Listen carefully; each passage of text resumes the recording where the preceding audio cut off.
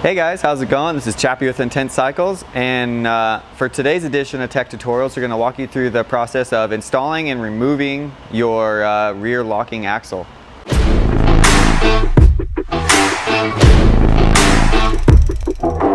So here we have the tools required for the rear locking axle removal process. We have a torque wrench, Intense branded torque wrench with a 5mm tip, and then we'll have a 5mm T-handle or Y-wrench, whatever is most convenient for you.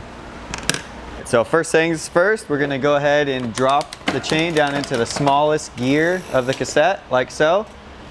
And we're going to come around over here, push your derailleur cage towards the front of the bike, and use the lock button as seen here. On SRAM spec bikes, on Shimano, we will skip this step. The next thing we're going to do, we're going to take our 5mm T-handle or Allen wrench onto the non-drive side. All right, so sometimes this little cone washer or cone spacer will actually lock itself into the locking axle, and sometimes it can be a bear to get out, but there's actually a couple little simple ways to do it. First, start by pulling the 5mm bolt all the way out. Take the tip of your 5mm Allen, stick it into the spacer and give it a little pop, and that pop it should be enough to break it free. If that's not enough, the inside of the cone spacer is actually threaded with the M8 by 1.0 thread. So if you thread an M8 by 1.0 thread into there, it'll essentially press itself out off of the axle itself. Now that we've got that free, we're going to come around over to the drive side using your same 5mm T-handle or Allen wrench. Stick it into the 6mm broach on the derailleur cap, and then we're actually going to spin it opposite of what you would expect. So we're going to go ahead and spin it clockwise to loosen the axle. And as we're doing this, our T-handle is engaging with the 5mm broach on the drive side end of the axle, and it's pushing it out of the other side. And then we're going to go ahead and undo our 5mm Allen out of the broach on the drive side and just hold the rear wheel in place to kind of keep it from falling out or bending discs or scratching your frame from the chain. We're just going to pull the axle right out.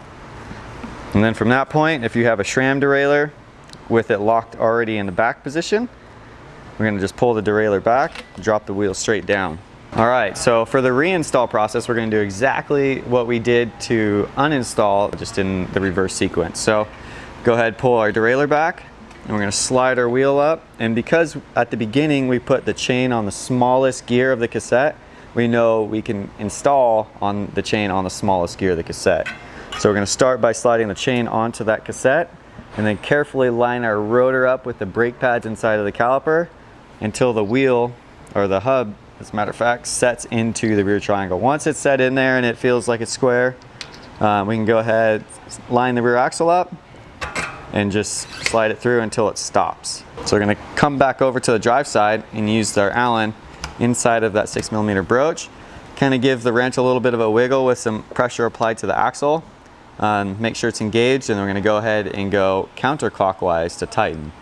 And give it a little bit of torque, and then we'll come back with our torque wrench and we'll torque it to 11 Newton meters. Right there, we're at 11 from our intense torque wrench that comes with all your bikes.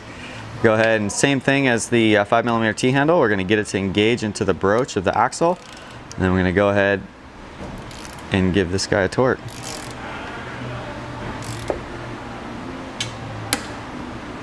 And there we are. That's all that takes there.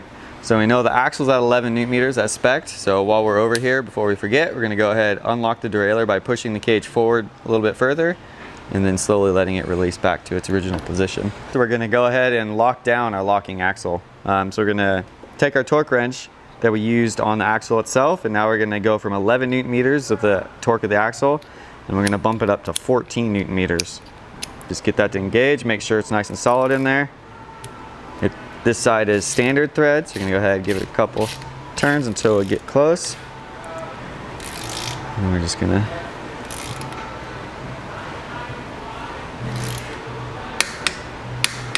and there we are, 14 Newton meters.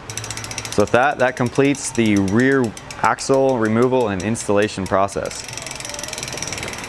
If you have any further questions, feel free to reach out to us. You can get us at techcenter@intentcycles.com or any one of the contact buttons on our website.